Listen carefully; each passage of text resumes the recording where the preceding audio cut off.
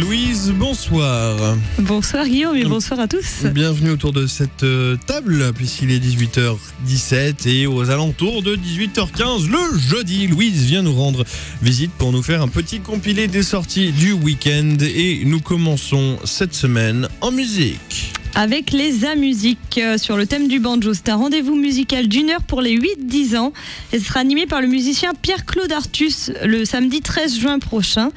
Pendant ce rendez-vous musical, vous pourrez découvrir le banjo, l'histoire de l'instrument et en termes de support, vous pourrez découvrir donc plusieurs banjos différents qui vous seront présentés en plus d'extraits vidéo et sonores. Ça coûte seulement 2 €.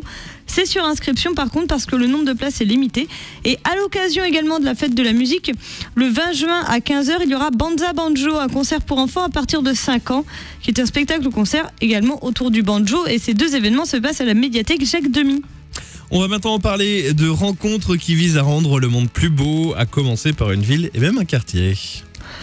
Oui, des rencontres de quartier. La ville de Nantes invite toutes les Nantaises et les Nantais à s'investir dans la ville de leur quartier. On dirait Johanna Roland, comment tu dis ça ? De leur ville et à contribuer aussi au projet nantais. À toutes les Nantaises et les Nantais.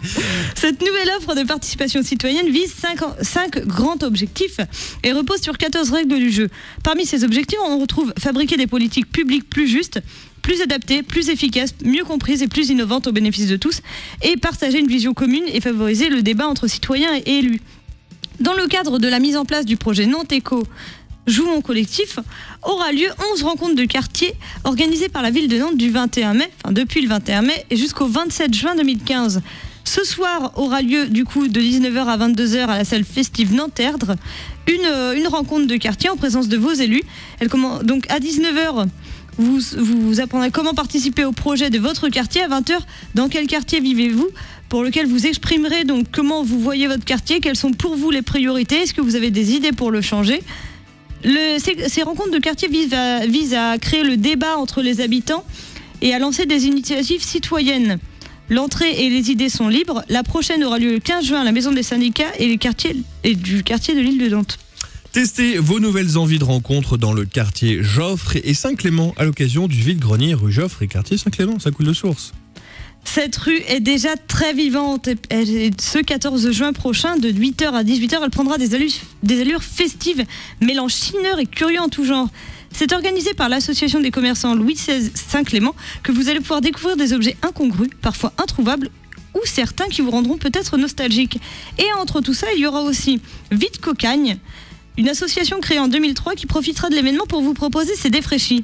Mais qu'est-ce qu'ils entendent par défraîchis ? Tout à fait, mais oui, mais qu'est-ce qu'ils entendent par défraîchis ? Ce sont des livres neufs, mais plus ou moins abîmés pour de nombreuses raisons. Souvent de retour d'une librairie non vendable en l'état du prix normal et pour lesquels il y aura un minimum de 50% de réduction. Donc une bonne affaire. Et sur le même stand, il y aura Monsieur Vinyle, disquaire itinérant, qui proposera une sélection de vinyles. Si tout ça vous tente, c'est au 18 rue Geoffrey Drouet que ça se passera. Et que ça se passera.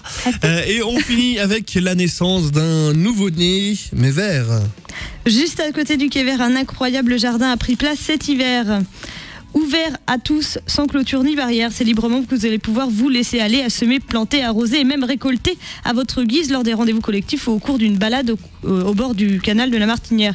Vous êtes bien évidemment, cordialement et gratuitement invités à sa naissance célébrée ce dimanche 14 juin prochain. Et donc au programme des festivités qui se dérouleront de 10h à 17h au cœur des marais du Sud-Estuaire, on retrouve dès 11h l'inauguration de l'incroyable jardin et présentation du projet. Il y aura du troc de plantes, des échanges de pratiques avec l'association Jardiner au naturel de la montagne, le collectif Couleurs et saveurs d'automne, de la fabrication de papier recyclé.